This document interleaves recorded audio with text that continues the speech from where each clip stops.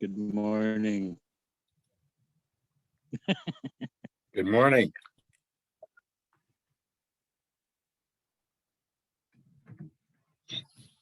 Yeah, get ready to my Zoom. You and Joyce want some pizza?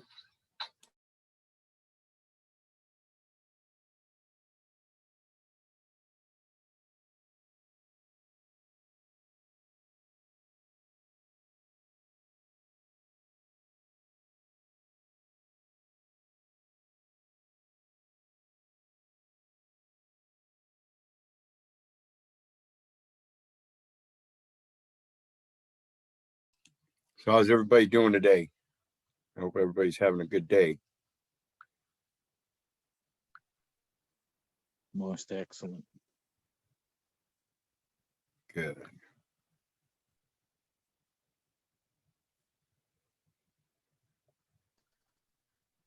And yourself? I'm awake. If that counts for anything. That's good.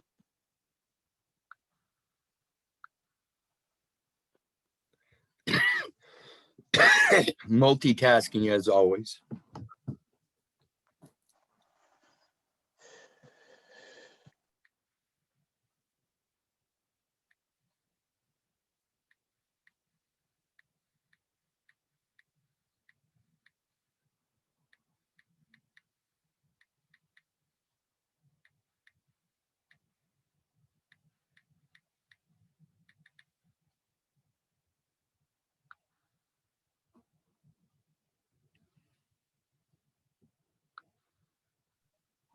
I was just reading PS 3877 over in the other room.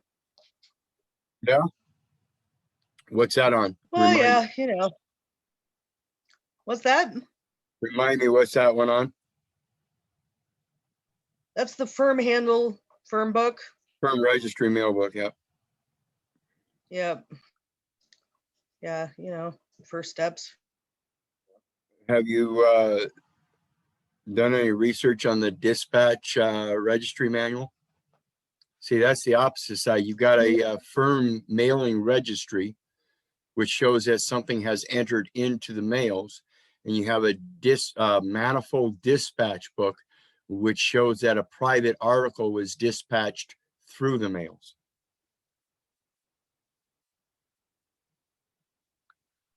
Yeah, it's that firm. It's interesting how that works with the manifold dispatch, how they work together, and how they're used against us. Really, Yep.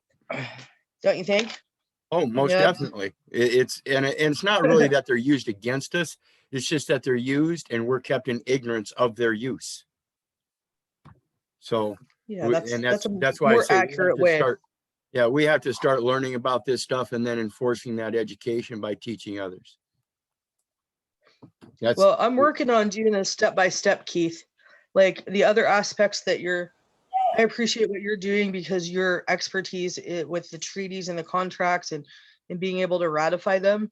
The applicable steps that I'm taking, because one of my persons is collecting all their numbers. I don't know if I told you that. Did I tell you that?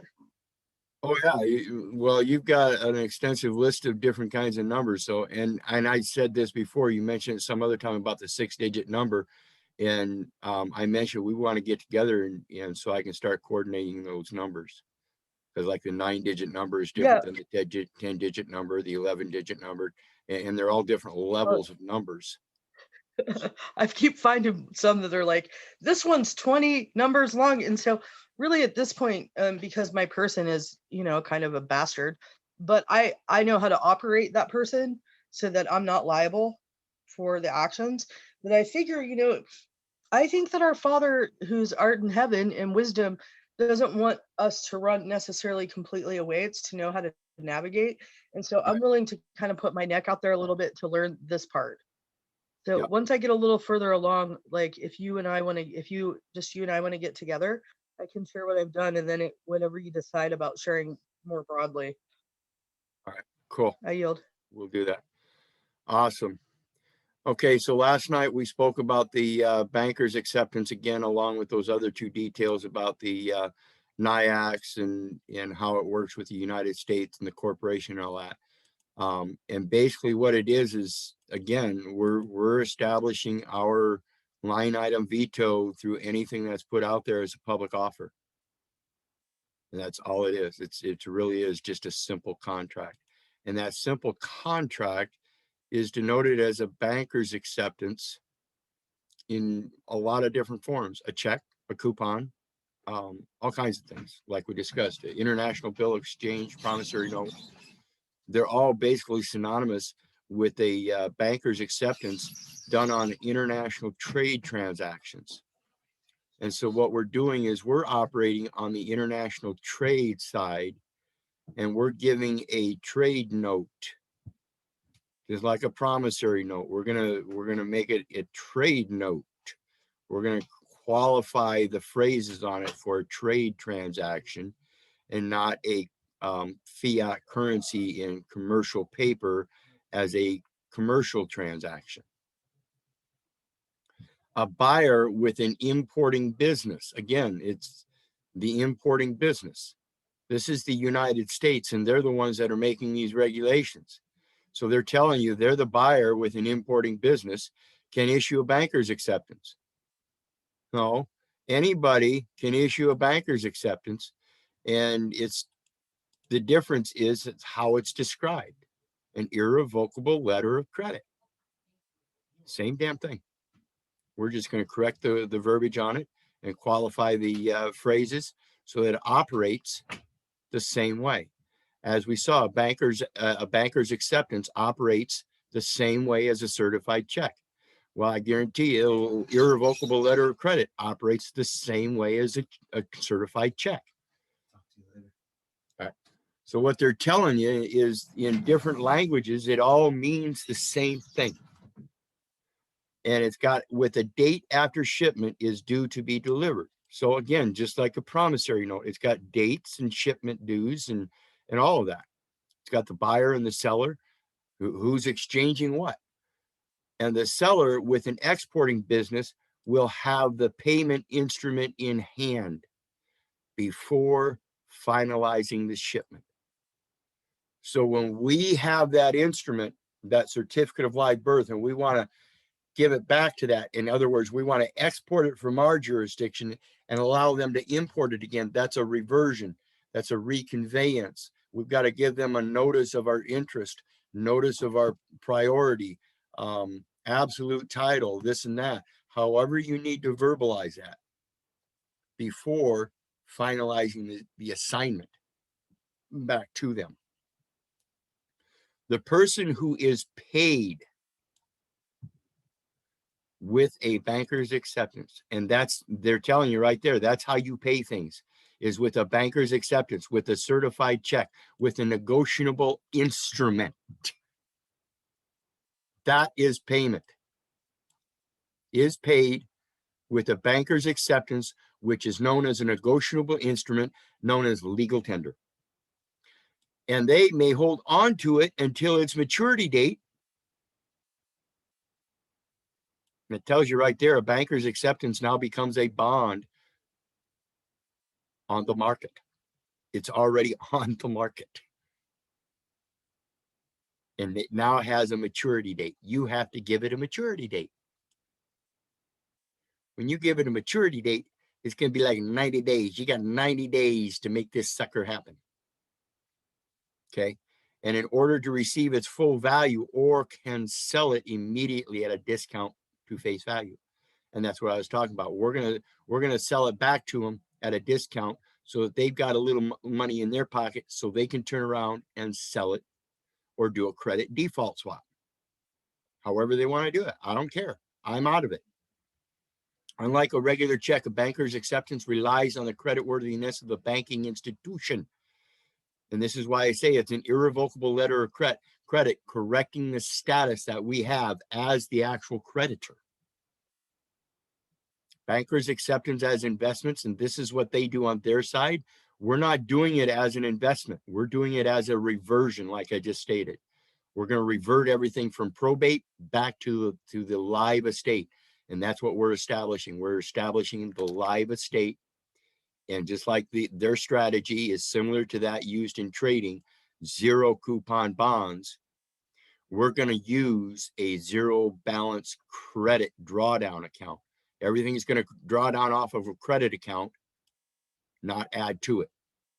You can never add to the credits. It's just going to be drawn down from the credits that already exist and are acknowledged to exist. And then those could get zeroed out because everything's a donation. And so when the taxes get paid, it gets zeroed out.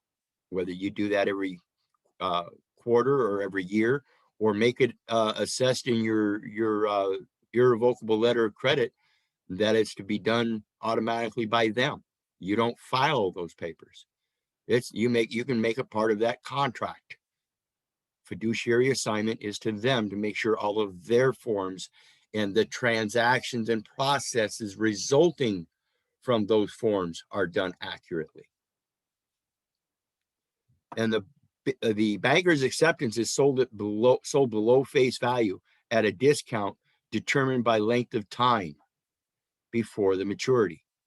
So if I say you got 90 days to accept this value, they got 90 days. They should accept it right away with that value that they can reinvest into that market, because that's the only way they're going to make any money. Because if they let this expire in that 30 days, it's done. It done matured. Now I can call it back. Now I can call it back for not accepting it. That's dishonor. As long as that instrument is accurate, they are supposed to accept it. That's what bankers' acceptances are all about. Bankers' acceptances are considered to be relatively safe investments. Again, we're not dealing with investments. That's why we have to be very sure that we comprehend all the language and we correct it all. We are the only ones that can perfect it. Otherwise, it continues to float in their markets as a negotiable instrument, never being perfected. One of the key advantages of bankers' acceptances is it backed by a financial institution protected against default. This is the importance of that irrevocable letter of credit with the silver surety bond. You got to have your assets separated. You let them know you have assets. And it doesn't necessarily even have to be silver. It's just a set of assets, things of substance that have value. It could be antique furniture appraised in their system to have such and such a value, which can be verted to a gold market. All it is conversion of the weights and measures throughout the different value systems.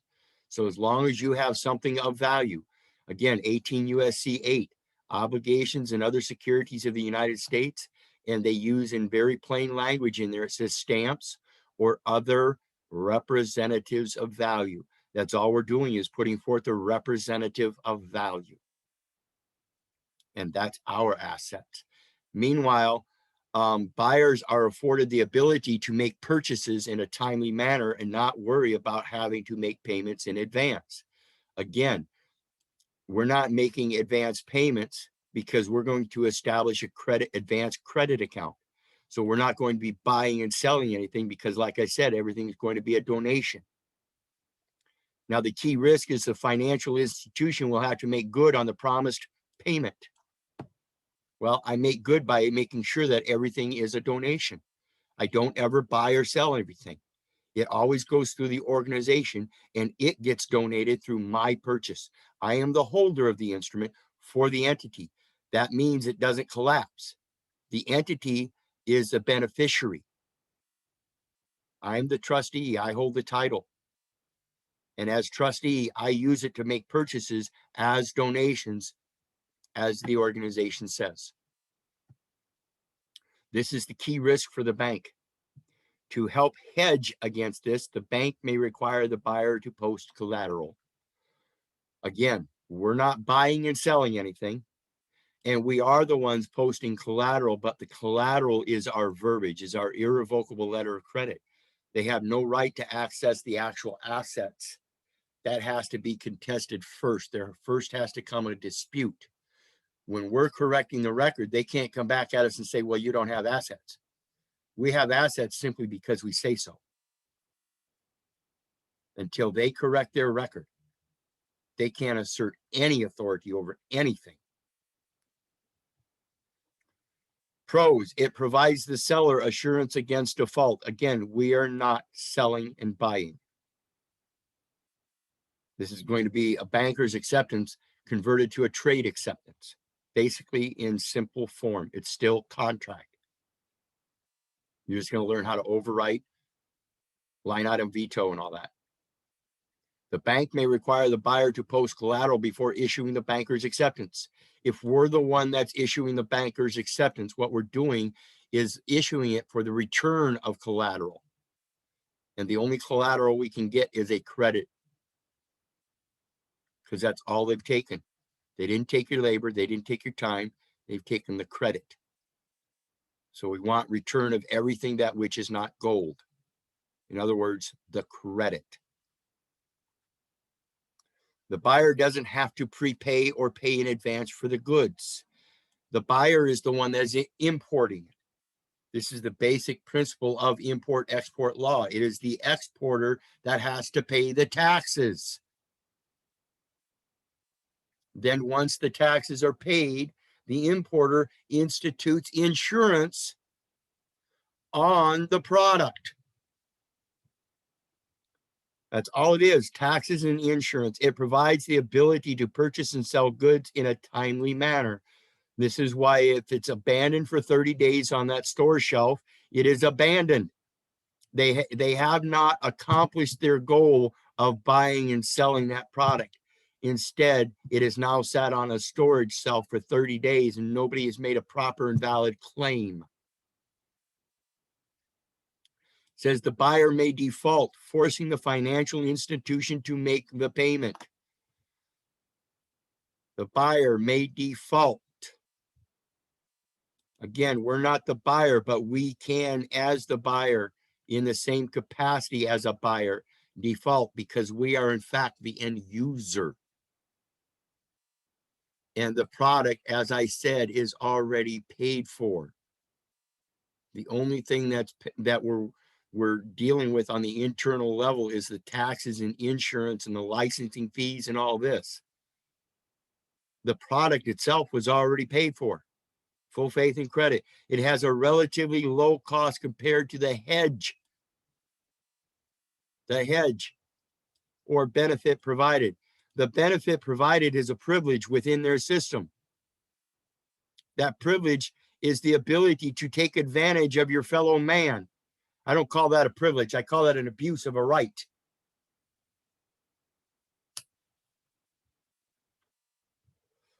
How does banker's acceptance work? For banker's acceptance, the importer will seek to make a purchase from the exporter. Guess what he's going to purchase? He's going to purchase the correction of the record so his ass doesn't end up in prison. The exporter wants assurance of payment, full faith and credit. That's it. I don't want any products, anything. The exporter wants assurance of payment. But the importer also wants assurance that the seller can deliver. The seller, again, like I said, I'm not going to sell or import anything. I'm not the exporter. I'm going to issue an instrument, an irrevocable letter of credit. And they have to accept it because it's based on their system being correct. Banker's acceptance is a form of payment backed by a bank that eliminates transaction-related risk for the importer and exporter. Does that sound like a peace agreement? I will no longer hold you liable so long as you clear the record and show that I am not liable to begin with. That's what we're talking about, liabilities. They have placed us as the liable party, and we are in fact not. And this is proven by the numbers. Is a banker's acceptance a money market instrument? It can be. It can be. It doesn't have to be. A banker's acceptance are money market instruments and, like most money markets, are relatively safe and liquid. Comprehend this. and let them know, hey, I'm relieving you of your liability. All you have to do is accept this and make the payment. In making the payment, you also get a nice chunk to invest for your bank, particularly when the paying bank enjoys a strong credit rating. Strong credit rating. Well, when it comes to that strong credit rating, we're removing the probate credit rating of the decedent, because it hasn't been in fact operated correctly, and therefore that credit rating can't be wrong or can't be correct. That's what we're correcting. Our credit rating is stronger than what it reflects because it shouldn't be there. The credit is being shown as that of the person. It doesn't belong to the person. It belongs to me and is extended to any person I wish it to be extended to according to my authority. What is a banker's acceptance rate? Bankers' acceptances are assumed to be safe investments as they are backed by the bank, which means they often trade at a discount to face value. I want to issue a $250 million bond. I want 125 million of it. I'll give the bank 125 million. How's that for your rate? How's that for equity? How's that for equality? I get 150 million, you get 150 million. Ain't no way in hell I will spend 150 million in my lifetime on credits. However, I will be sure to show how everybody else can get the same 150 million in credits in their own account, and they too will have a damn hard time spending 150 million in credits. So therefore, you got 150 million in credits. You can draw down $1 million every year, and it just zero balances out at the end of the year, because $1 million is done in donations. And guess what? That $1 million done in donations is done on behalf of the United States for a contribution and not a debt. It actually helps redeem the debt of the United States. At the same time, you are operating in the capacity of redeeming the land. Pure and simple. By reason and logic, they cannot refuse a proper acceptance. The banker's acceptance rate is the market rate at which these instruments trade. So I guarantee you, it doesn't matter what rate is going to apply if you give them 125 million. Oh, great. These transactions going on in the court for $125 traffic citation, they hit maybe $1 million. You give them 125 million in proper banker's acceptance, and I guarantee you that bank is going to be happy, joy. All their employees are going to get a banking bonus at Christmas time, and the bank is going to sell that note lickety goddamn split. It's a return an investor would receive if they purchased today and held until the payment date. What is the difference between banker's acceptance and commercial paper? Commercial paper is a promissory note that pays a fixed rate. A fixed rate. And this is exactly what we are doing. We are fixing all of the rates. We are fixing the actual original value. It's unsecured and can be for a few days or years. We're going to secure that puppy.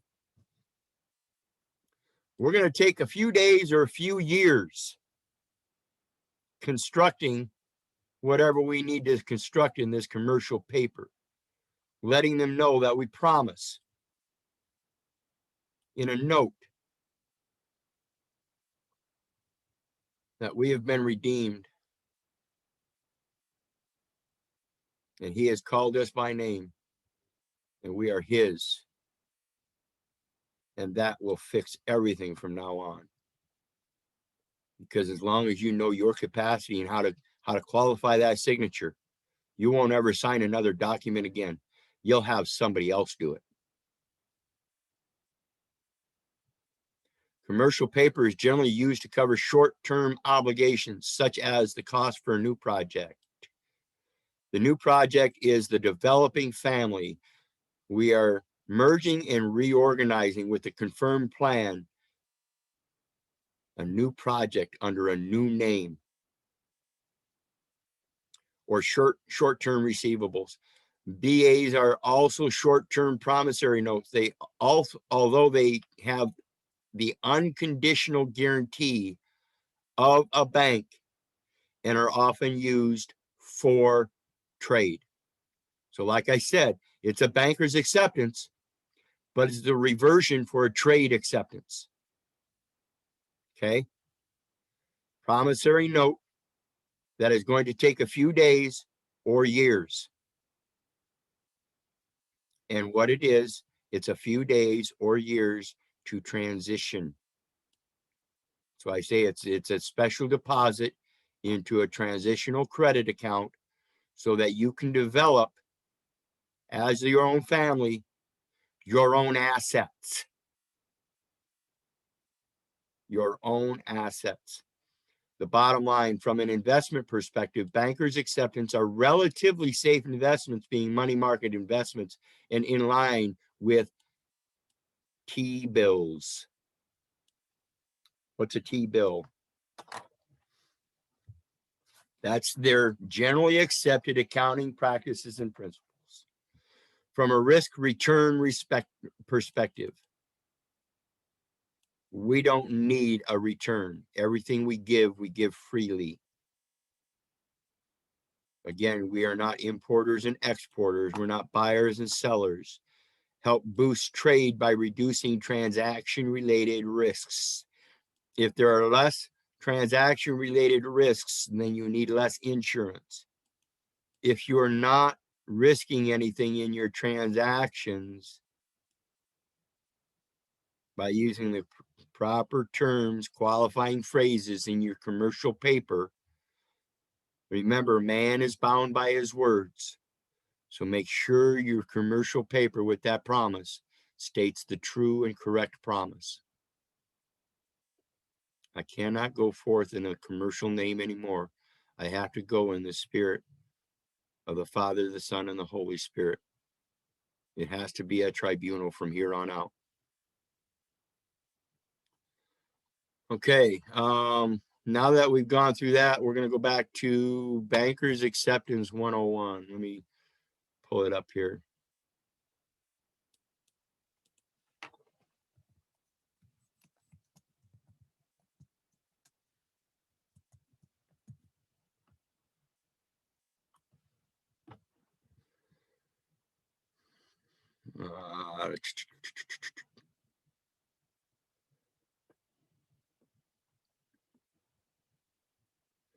Obtaining a banker's acceptance. Remember, I spoke about the letter of credit, irrevocable letter of credit. Bankers' acceptances can be created as letters of credit.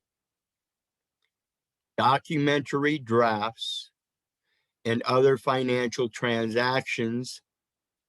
If you are trying to obtain an acceptance, approach a bank with which you have a good working relationship. I approached my companion's bank and let them know that I am my companion's trustee above and beyond all else other presumed, assumed, and implied trustee capacities held by anybody, whether they be bankers, lawyers, doctors, judges, politicians, anybody. And she will write a documentary draft stating so. You need to be able to prove or offer collateral against your ability to repay the bank at a future date. Collateral. What is collateral? The term collateral refers to an asset. What is an asset? My word is my bond. That paper is the asset itself in their system. Pure and simple. You do not have to provide the asset. The paper provides for the clarity that if at some point in time you acquire that asset and there is a breach by your actions and your intent, both, it has to be clear action and clear intent.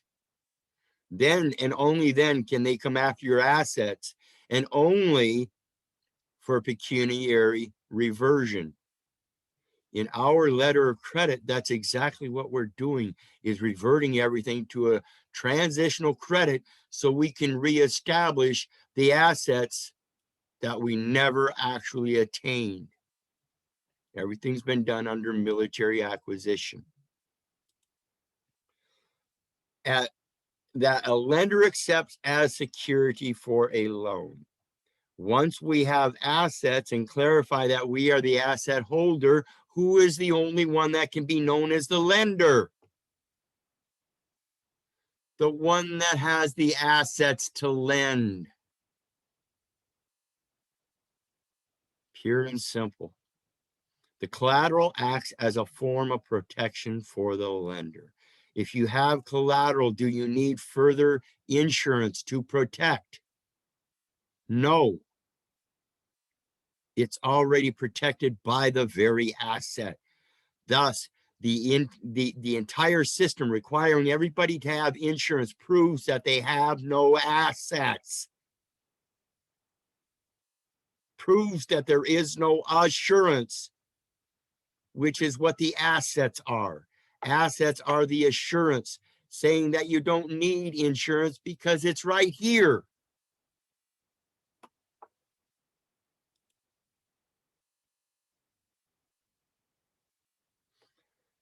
Collateral against your ability to repay the bank at a future date.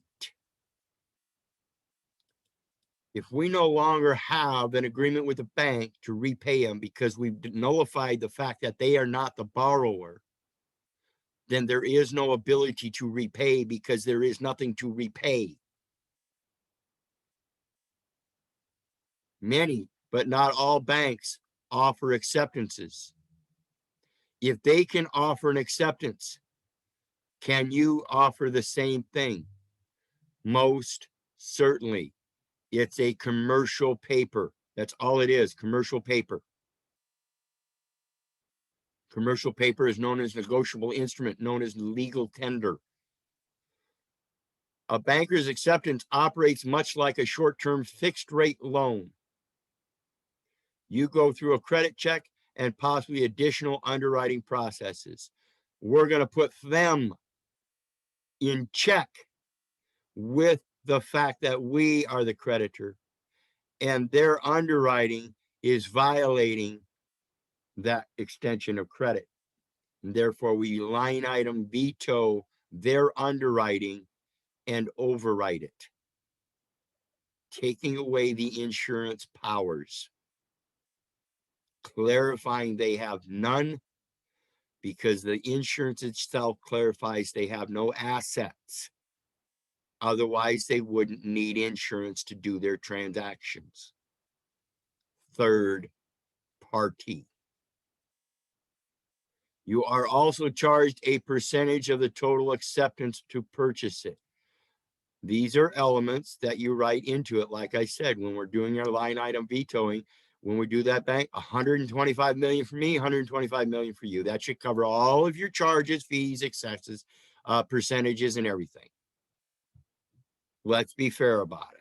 I don't think anybody would argue that. That is the definition of equality. All parts are equal. You get half, I get half. You're the party, I'm the other party. Here's your half, here's my half. Done. If you are looking to purchase a banker's acceptance for a short-term investment, there is a relatively liquid secondary market for partially aged bankers' acceptances. This is telling us that you can buy them yourself. Guess what? They are normally sold at prices near or below benchmark short-term interest rates, but you can also get one from your Bureau of Statistics or Bureau of Vital Statistics. Once you've purchased it, you can slap the transfer tax on there and make your banker's acceptance. Capital transfer tax.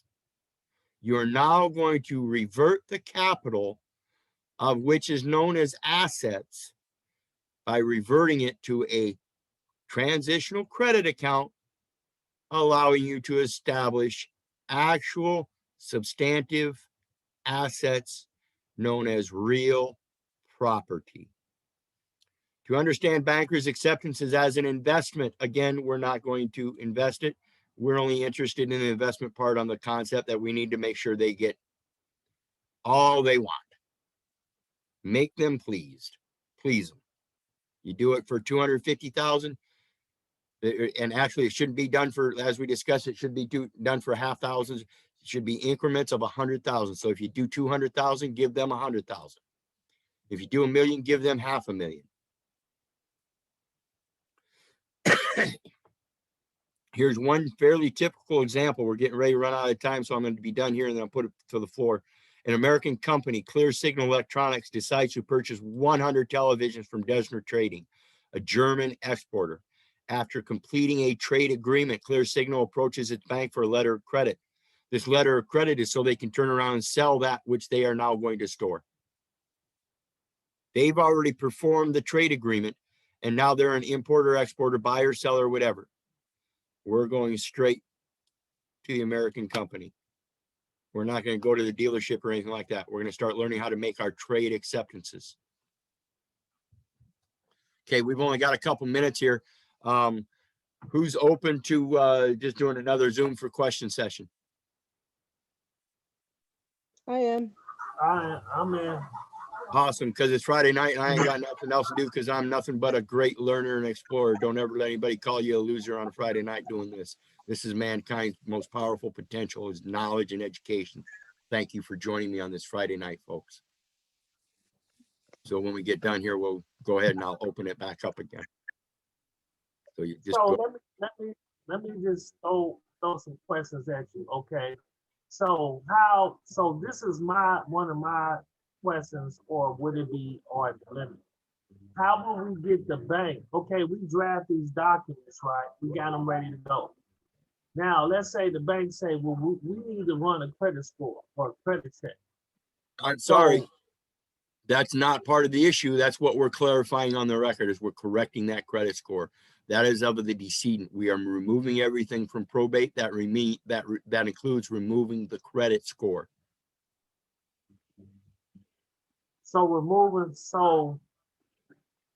Okay. I got a philosophy on how I'm gonna do it for us with the hereditament and all of that, removing it out of probate and coming into that the heir is worth his weight in gold. This is a bond. This could be used or whatever. How I'm gonna dialogue with the hereditament, showing evidence like of the heirship and how the assets can be used for that. But I'm trying to, when I'm approaching these entities,